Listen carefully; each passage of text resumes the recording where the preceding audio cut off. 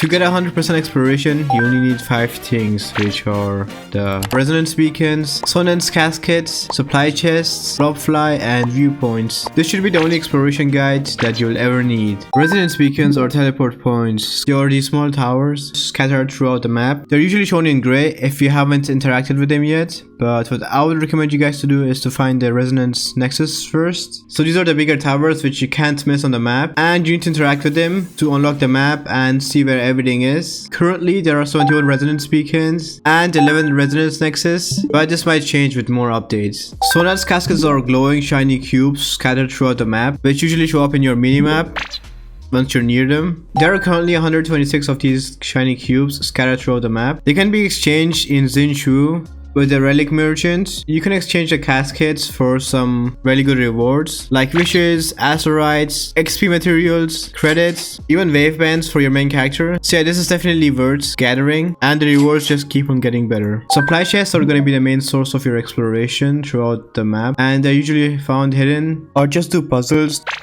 title heritages where you have to fight enemies, or follow butterflies which give you the rewards directly so you don't have to open chests. Currently there are over 940 chests in the game, but don't worry, I know that number might seem high, but trust me, I'll show you how to get them all and you'll get them before you even notice it. But first let's talk about blobflies. They are these harmless blue flying balloon creatures that disappear if they see you. You can either be fast with a close range character, or I'd recommend you guys to use Checksay or Mortify and shoot them down from far away. But don't worry if you didn't get them this time and disappear. You can always just teleport away and back, and they usually respawn. Currently there are only 46 blobflies in the game. Viewpoints are basically in-game screenshots of an area which you take when you interact with set points across the map. There are currently 14 viewpoints in the game, and you can always check which ones you're missing by going to the escape menu and then gallery and then sceneries.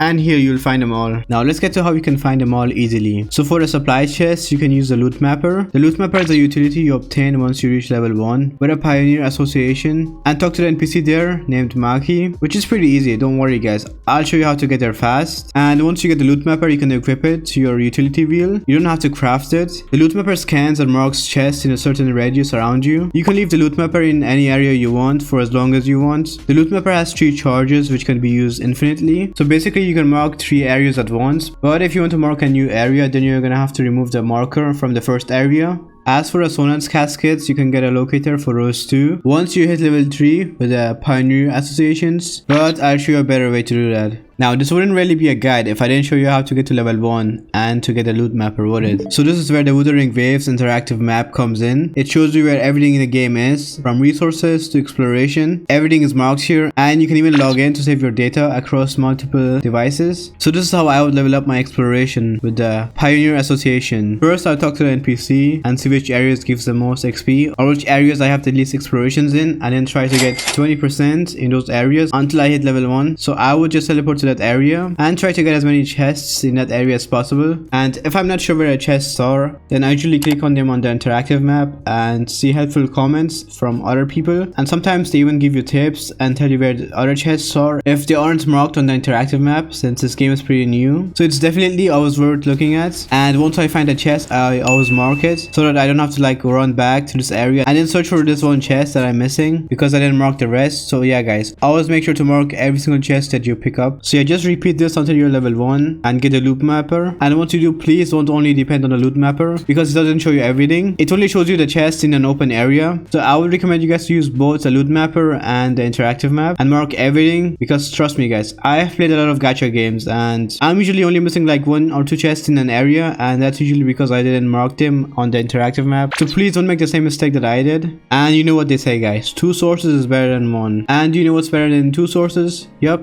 3 sources. So this site doesn't have all chests, since some chests are locked behind quests. So for that you're gonna need this other interactive map which shows you all of the quests. This is also a good source of union XP. So yeah, I'll definitely do both. And after you guys repeat this for a few hours, then congrats, you got 100% exploration. If you're free to play, then I would definitely do this because the rewards are too good. And even if you're not free to play, just do this. Like, it's free XP for your characters, for your echoes, and for your weapons. If this video was helpful, then please make sure to leave a like and share a video with a friend who also needs help with exploration. And I would appreciate any subs I could get, because I'm trying to make the best Wuthering Waves videos that will give you the most advantage.